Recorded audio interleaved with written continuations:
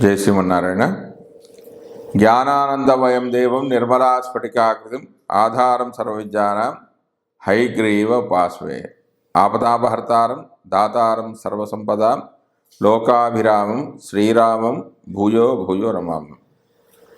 మనము ఇప్పుడు ఈ వీడియోలలో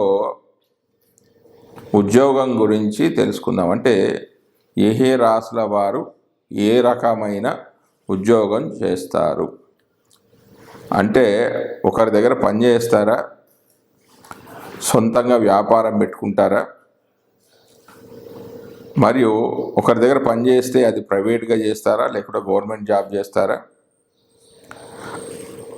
అలా చేయడానికి గల గ్రహ సంపత్తి ఏంటి, ఏ గ్రహాలు బలంగా ఉంటే తన సొంత కాళ్ళ మీద తాను నిలబడతాడు, ఏ గ్రహాలు బలంగా ఉంటే ఒకరి దగ్గర పనిచేస్తాడు అన్నది మనం కులంకషంగా ఈ వీడియోలో మనం పరిశీలిద్దాం.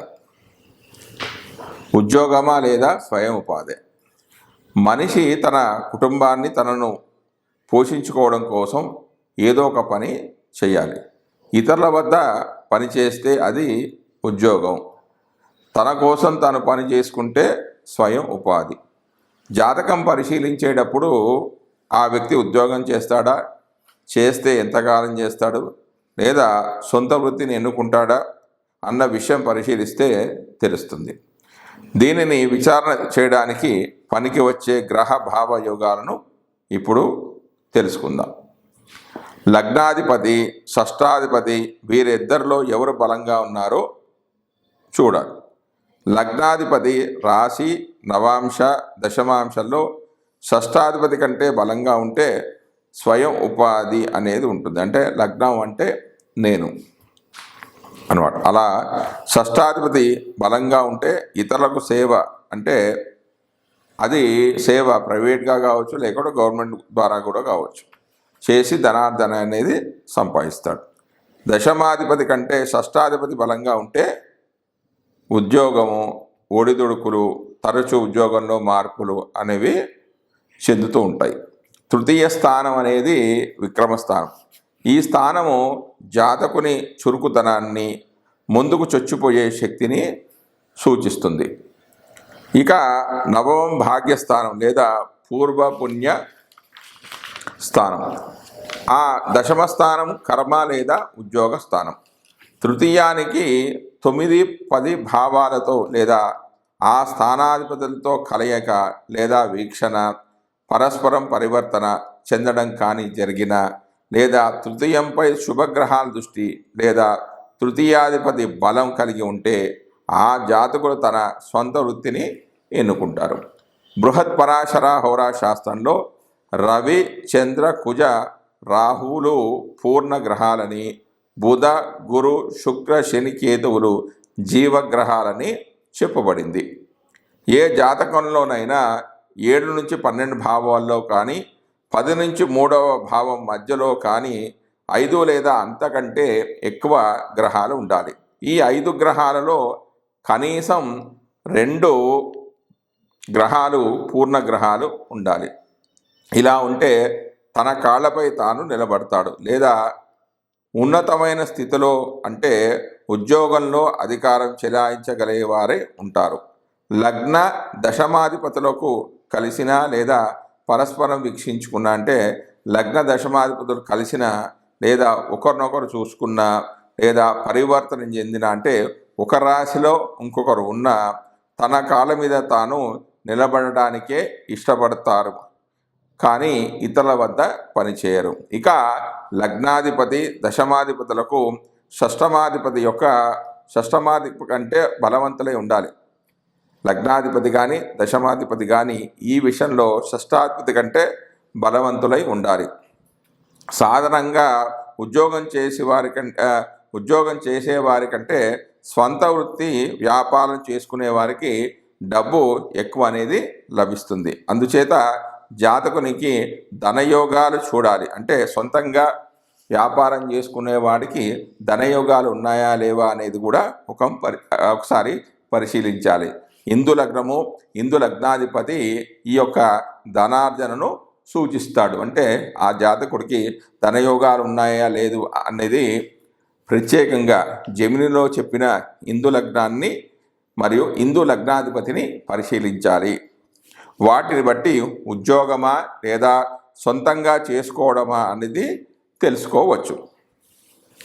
శని జాతకంలో యోగకారకుడైన ఉచ్చ మూల త్రికోణంలో ఉండి రాశి నవాంశ దశమాంశ చక్రాల్లో లగ్న చంద్రులను దశమం దశమాధిపతిని చూస్తే స్వంత కాళ్ళపై నిలబడి సంపాదిస్తాడు. కానీ శని 6, 8, 12 భావాలతో సంబంధం కలిగి ఉంటే ఈ యోగం అనేది ఫలించదు. సంపాదన మొదలుపెట్టే వయసు వచ్చినప్పుడు ఆ కాలంలో అనుకూలమైన దశాంతర్దశలు వస్తే స్వయం ఉపాధిని పొందే అవకాశం ఉంది. అలా కాకుండా ప్రతికూలమైన దశ అంతర్దశలు ఉంటే ఏదో ఒక పనిలో సర్దుకుపోవలసి వస్తుంది. ఇక వ్యాపారం గురించి మనం పరిశీలిస్తే జాతకంలో లగ్నము చంద్రుడు లేదా ఇద్దరూ తగినంత బలంగా ఉంటే ఆ వ్యక్తి వ్యాపారం లేదా స్వయం ఉపాధి మార్గాన్ని ఎన్నుకోవచ్చు. లగ్నము చంద్రులలో ఒకరు బలహీనంగా ఉన్నప్పుడు మరొక గ్రహం బలం వీరిపై ఉంటే దీనిని అధిగమించవచ్చు. ఈ రెండు అంటే లగ్నం కానీ చంద్రుడు కానీ బలహీనంగా ఉంటే సొంత నిర్ణయాలు తీసుకునే శక్తి మరియు చొచ్చుకుపోయే గుణము ధైర్యము అనేది వారికి లోపిస్తుంది. ఇంకా రవి జాతకంలో రవి బలహీనంగా ఉంటే స్వతంత్ర జీవనానికి కావలసిన శక్తియుక్తులు జాతకంలో బలహీనంగా ఉంటాయి. అంటే రవి ఆత్మకారకుడు. అంటే తన మీద తనకు నమ్మకం ఉండాలి అంటే ఆ వ్యక్తి జాతకంలో రవి బలంగా ఉండాలి. ఏదైనా సాధించాలనే తపన తక్కువ ఉంటుంది. అంటే రవి బలహీనంగా ఉంటే ఏదన్నా సాధించాలి అనే ఒక తపన, ఆ మోటో అనేది చాలా తక్కువగా ఉంటుంది. అందువల్ల రవి కూడా తగినంత బలం కలిగి ఉండాలి. ఇక బుద్ధికారకుడు ఎవరు? బుధుడు. వ్యాపార కారకుడు కూడా బుధుడే. వ్యాపార కారకుడైన బుధుడు జాతకంలో బలహీనంగా ఉంటే విచక్షణ జ్ఞానం అనేది తక్కువగా ఉంటుంది. అంటే సందర్భానుసారంగా ప్రవర్తించే నైతిక శక్తి అనేది చాలా తక్కువగా ఉంటుంది. ప్రణాళికలు సరిగ్గా ఉండవు. అంటే ప్లానింగ్ అనేది సరిగా ఉండదు. కష్టాల నుండి బయటపడే మార్గాలు ఆచరణలోకి రావు. బుధునికి పాప సంబంధం కలిగితే చేసే పనులు కానీ వారి ఆలోచనలు కానీ మోసపూరితంగా ఉంటాయి. ఇక దాని తర్వాత అంటే రవి యొక్క బలాన్ని, బుధుడు యొక్క బలాన్ని, తర్వాత శని బలాన్ని కూడా మనం పరిశీలించాలి. శని బలంగా లేకుంటే చేపట్టిన పనుల్లో ఆటంకాలు, ఆలస్యము బాధిస్తాయి. మరోవైపు తట్టుకునే ఓర్పు అనేది నశిస్తుంది. పరిస్థితులకు ఎదుర్కొని పోరాడతారు. నిరాశావాదులుగా మారిపోతారు. ఇతరుల శ్రమను దోచుకొని తాను లాభపడుతూ ఉంటారు. తర్వాత చూడవలసింది గురుబలం. గురుబలం జాతకంలో ఉంటే దైవానుగ్రహము, అదృష్టము ఉన్నట్లే. గురువు బలహీనుడైతే కష్టాలు, అపజయం వచ్చినప్పుడు రక్షణ అనేది కరువైపోతూ ఉంటుంది. ఈ విధంగా వ్యక్తికి వ్యాపారం చేయాలంటే లగ్నం బాగుండాలి, చంద్రుడు బాగుండాలి, రవి కూడా బాగుండాలి, బుధుడు బాగుండాలి, శని దాంతోపాటుగా గురుబలం కూడా బాగుండాలి. పైన తెలిపిన విశేషాలను పరిశీలిస్తే జాతకంలో గ్రహాలన్నీ కూడా తగినంత బలం కలిగి ఉంటేనే వ్యాపారం అనేది వారికి కలిసి వస్తుంది. జాతకంలో లగ్నాతు చంద్రాతు 10వ స్థానం, దాని అధిపతి బలయుతులైతే సరైన సమయంలో సరైన నిర్ణయం తీసుకొని సొంత వ్యవహారాలను మొదలు పెడతాడు.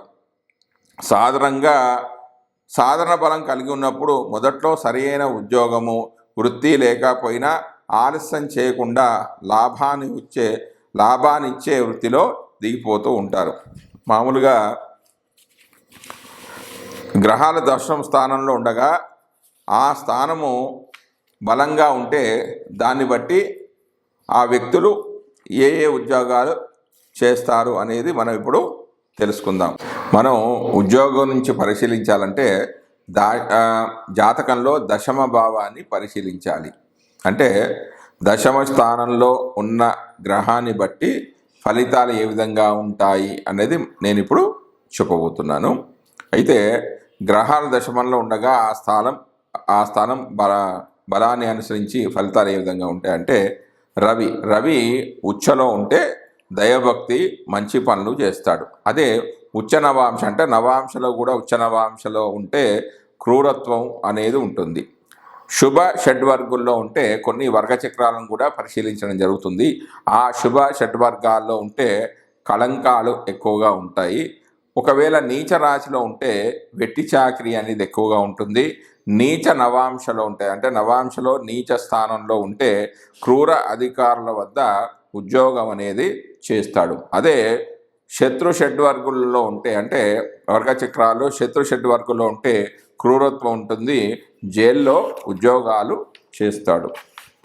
అదే రవి మిత్ర రాశిలో ఉంటే క్రూర వృత్తులు చేస్తాడు.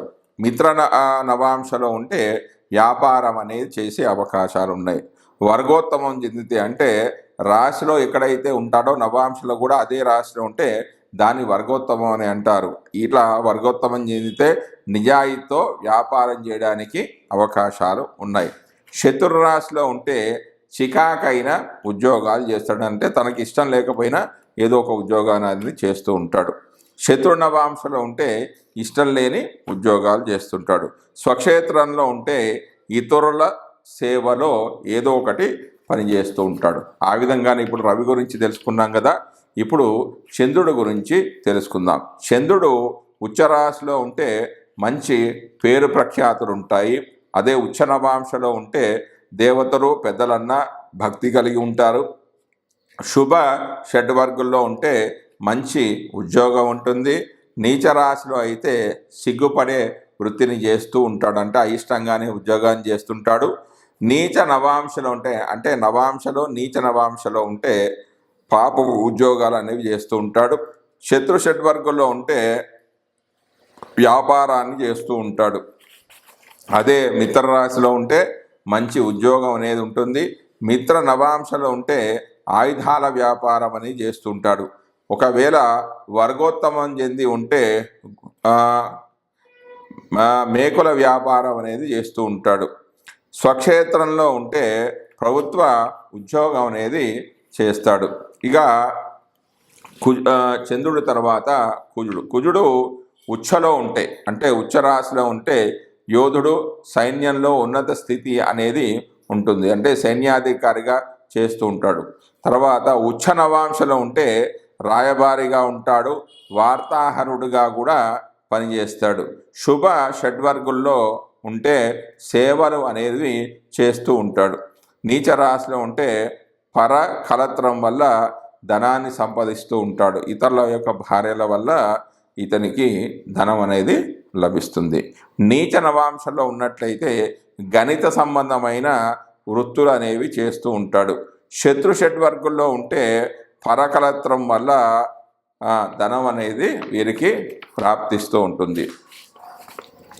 మిత్ర రాశిలో ఉంటే గణిత సంబంధమైన ఉద్యోగాన్ని చేస్తాడు.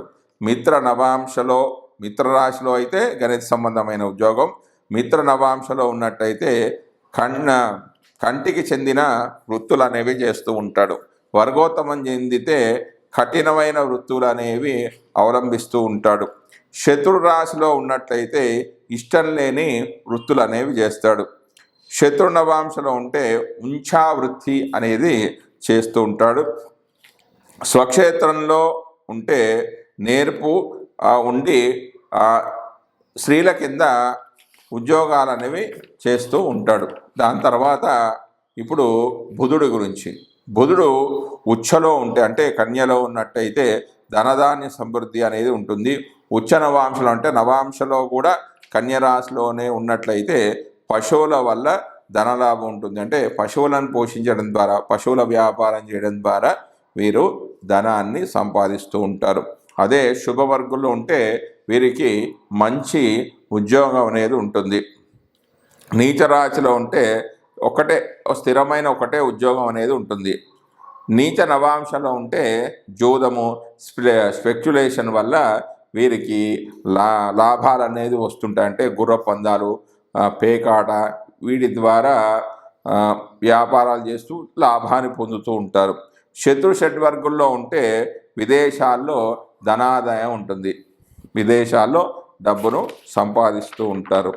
అదే మిత్ర రాశిలో ఉంటే సాధారణమైన ఉద్యోగాన్ని చేస్తాడు.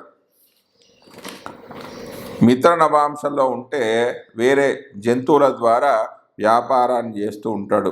వర్గోత్తమం అనేది చెందితే అంటే రాశిలో అయితే ఎక్కడ ఉంటే నవాంశలో కూడా అక్కడే ఉన్నాడు అనుకోండి అండి. బుధుడు రాశిచక్రంలో బుధుడు ఏ రాశిలో ఉంటే నవాంశలో కూడా అక్కడే ఉంటే దాన్ని వర్గోత్తమం చెందాడు అని అంటారు. అలా ఉన్నట్లయితే హోమాలు,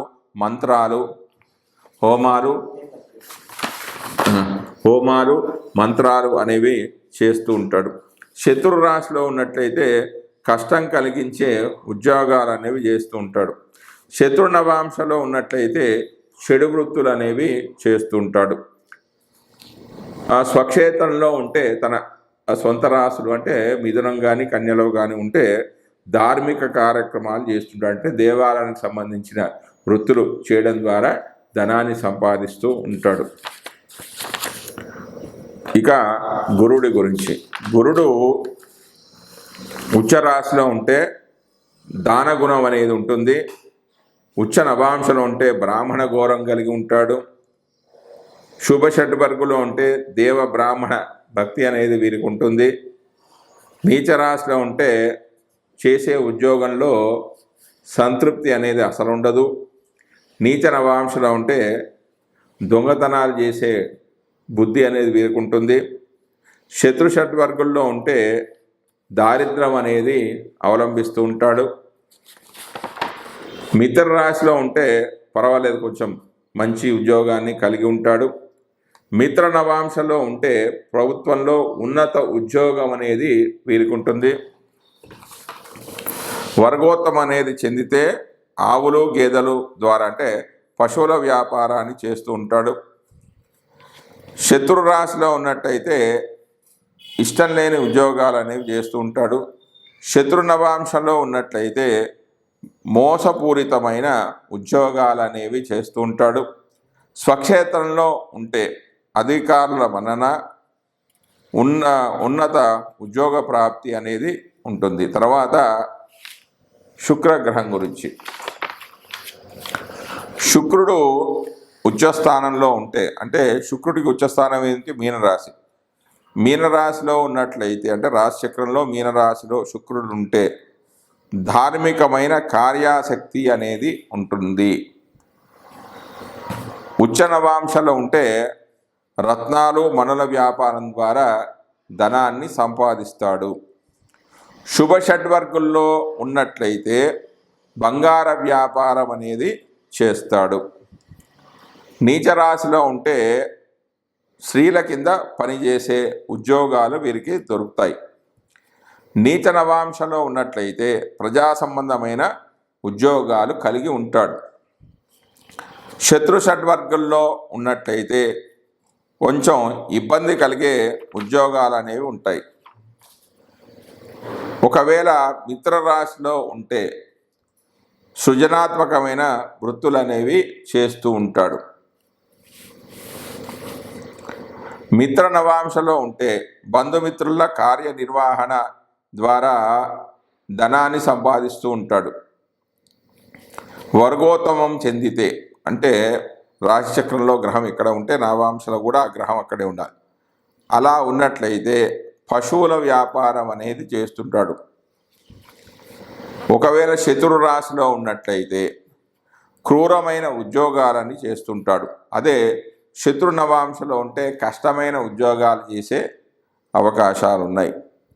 స్వక్షేత్రంలో ఉన్నట్లయితే పశువులకు చెందిన వృత్తులను అనేవి చేస్తూ ఉంటాడు. ఇక చివరిది శని. శని ఉచ్చలో ఉంటే స్థిరమైన సున్నితమైన వృత్తి అనేది చేపడతాడు. అదే ఉచ్చ నవాంశనైతే కళాకారులుగా రాణిస్తారు. శుభ షడ్వర్గుల్లో ఉంటే మంచి ఉద్యోగాలు అనేవి ఉంటాయి. నీచ రాశిలో ఉంటే ఉన్నతాధికారుల సేవ చేస్తూ ఉంటాడు, పై ఆఫీసర్లకు పనిచేస్తూ కింద ఒక వర్కర్గా ఉంటాడు. నీచ నవాంశంలో ఉంటే క్రూర వృత్తులు చేస్తాడు, నచ్చనివి అని చేస్తుంటాడు. ఏ విధంగానో జీవితాన్ని అలా గడుపుతూ ఉంటాడు. శత్రు షడ్వర్గుల్లో ఉంటే క్రూర వృత్తులు నచ్చనివి అనేవి చేస్తూ ఉంటాడు. అదే మిత్ర రాశిలో ఉన్నట్లయితే మంచి ఉద్యోగాలు ఉంటాయి.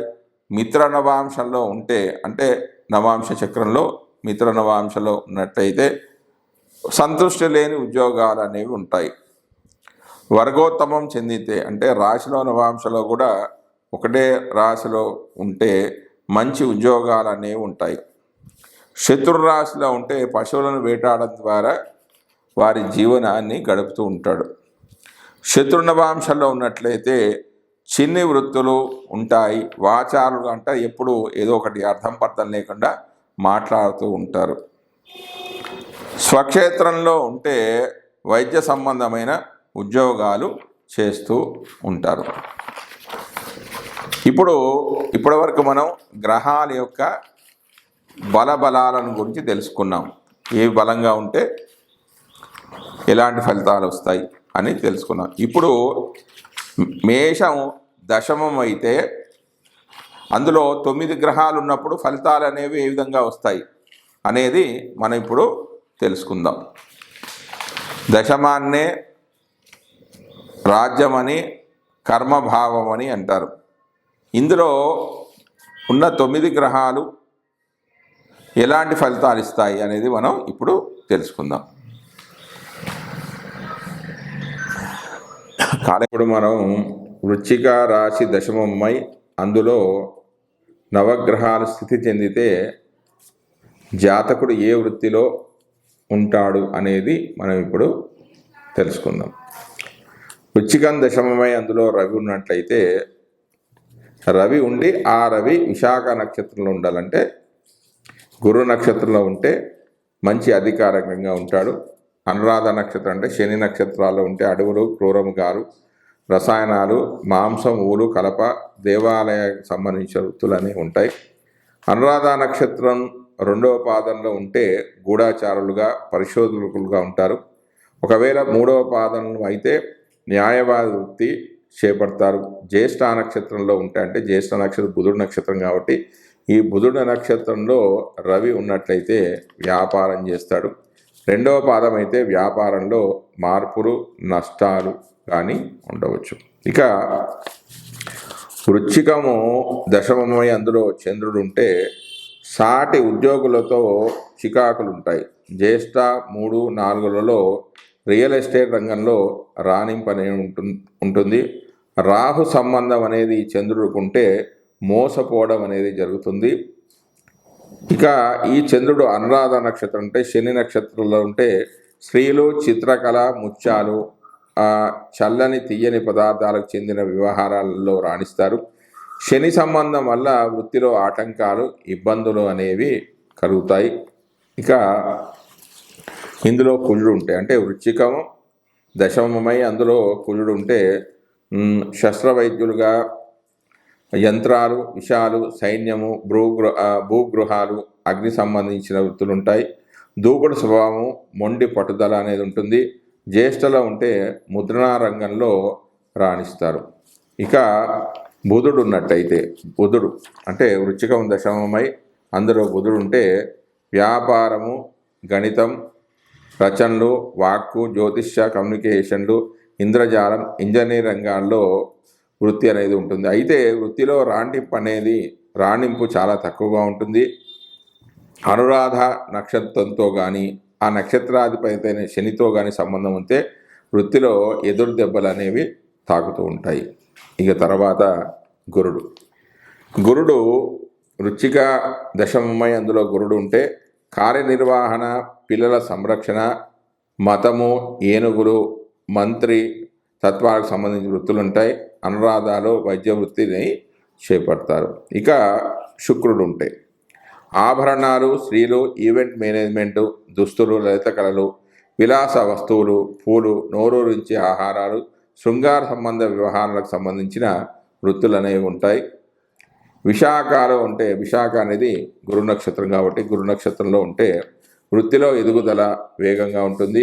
అనురాధాలో ఉంటే అంటే శని నక్షత్రంలో ఉంటే న్యాయ విషయాలు కూడా వృత్తిలో భాగం అవుతాయి. జ్యేష్ఠలో ఉంటే సంగీత వినోద సంబంధమైన వృత్తుల్లో వీరు రాణిస్తారు. ఇక శని వృశ్చికం దశమమై అందులో శని ఉన్నట్లయితే మేస్త్రీలుగా, శ్రామికులుగా, చెడ్డ సావాసం వల్ల ఇబ్బందులు, నూనెలు, రాళ్ళు, వ్యవసాయం, దున్నపోతులు, ప్రజా సమూహాలు, సాంకేతిక సహాయం, కేశాలు, వాడికి గురువైన వస్తువులు, ఇనుము, వైద్య సంబంధమైన సహాయకుల వంటి వృత్తి ఉద్యోగాలు అనేవి ఉంటాయి. మధ్యలో కొన్ని చికాకులు కూడా ఏర్పడతాయి. ఇక ఒకవేళ రాహు ఉంటే, వృశ్చికం దశమమై అందులో రాహు ఉంటే, రాహు ఉండి ఆ రాహు విశాఖ నక్షత్రంలో ఉంటే, అంటే విశాఖ గురు నక్షత్రం కాబట్టి ఆ గురు నక్షత్రంలో రాహు స్థితి చెంది ఉంటే మోసపోవడము జరుగుతుంది. ఒకవేళ అనురాధాలు ఉంటే అటామిక్, నూతన వైద్య విధానాలు, విదేశీ వ్యవహారాలు, రహస్య కార్యక్రమాలు, ఔషధాలు, మత్తు పదార్థాలు, పాములు వంటి సరీసృపాలకు చెందిన వృత్తులను జాతకుడు చేపడతాడు. ఇక కేతు ఉంటే, అంటే వృశ్చికం దశమమై అందులో కేతు ఉంటే, కేతు ఉండి ఆ కేతువు విశాఖ నక్షత్రం అంటే గురు నక్షత్రంలో ఉంటే అనుకూలమైన వృత్తి ఉంటుంది. ఒకవేళ జ్యేష్ఠలో ఉంటే, అంటే ఈ కేతువు బుధుడు యొక్క నక్షత్రంలో ఉంటే జ్యోతిష్యం, ఆధ్యాత్మికత సంబంధమైన వృత్తులు అనేవి ఉంటాయి. ఇక ఇప్పుడు మనం వృశ్చిక రాశిలో 9 గ్రహాలు ఉన్నప్పుడు జాతకుడు ఏ వృత్తిలో స్థిరపడతాడు అనేదాన్ని మనం ఇప్పుడు తెలుసుకుందాం. వృశ్చికంలో రవి ఉంటే డై చేసేవారు, అంటే దుస్తులపై అద్దకం చేసేవారు, కెమిస్ట్రీలు, నూనెలతో వ్యాపారం చేసేవాళ్ళు, దంత వైద్యులు, అపరాధ పరిశోధకులు, కషాయ వాళ్ళు, కుమ్మరి పని చేసేవాళ్ళుగా ఉంటారు. వృశ్చికంలో చంద్రుడు ఉంటే దంత వైద్యులు, కషాయాలు, కుమ్మరి పని చేసేవారు, జల రవాణా, విషాలతో పనిచేసేవారు, జూలలో పనిచేసేవాళ్ళుగా ఉంటారు. వృశ్చికంలో కుజుడు ఉంటే డై చేసేవారు, కెమిస్ట్రీలు, శస్త్రవైద్యులు, దంత వైద్యులు, అపరాధ పరిశోధకులు, కషాయవారు, కుమ్మరి పని చేసేవారు, తీవ్రవాద సంస్థలతో సంబంధం గల వృత్తులు, జంతు కళేవాళ్ళు అమ్మేవాళ్ళు, వేటతో జీవించేవాళ్ళు అయి ఉంటారు. ఇక వృశ్చికంలో బుధుడు ఉంటే యంత్రాలు, కర్మాగారాల్లో అకౌంటెంట్లు, కాస్ట్ అకౌంటెన్సీ, సాధారణ కార్మికులు, భవన నిర్మాణములో పనిచేసే వాళ్ళు ఉంటారు. ఇక వృశ్చికంలో గురువు స్థితి చెంది ఉంటే క్రిమినాలజీ, పోలీస్, జైలు శాఖలో ఉద్యోగాలు వేయడం, ప్రింటింగ్, తీవ్రవాద రచనలు, ఉపాధ్యాయ వృత్తుల్లో రాణిస్తారు. ఇక వృశ్చికంలో శుక్రుడు స్థితి చెంది ఉంటే ప్రింటింగ్, తీవ్రవాద రచనలు, ఉపాధ్యాయ వృత్తులు, శస్త్రవైద్యులుగా ఉంటారు, కషాయవారు, బ్యూటిషియన్లు, వస్త్ర తయారీ కేంద్రాల్లో పనిచేసే ఉద్యోగులు, వంటవారు. ఇక వృశ్చికంలో శని ఉన్నట్లయితే జైళ్లకు సంబంధించిన కాంట్రాక్టర్లు, మాంస విక్రేతలు, గనులకు సంబంధించిన వృత్తులు, వ్యవసాయ కూలీలపై నియంత్రణ చేసేవాళ్ళు, ఈ యొక్క రంగంలో వాళ్ళు రాణింపు అనేది ఉంటుంది. ఇక వృశ్చికంలో రాహు ఉంటే మత్తు పదార్థాల వ్యాపారం, గూఢాచారులు, కొరియర్లు, క్రీడాకారులు, పోలీసు లేదా సైన్యంలో ఉద్యోగం చేసేవాళ్ళు ఉంటారు. ఇక వృశ్చికంలో కేతు ఉంటే పోలీసు, రవాణా సంస్థల్లో ఉద్యోగాలు చేసేవాళ్ళుగా ఉంటారు. జై శివనారాయణ.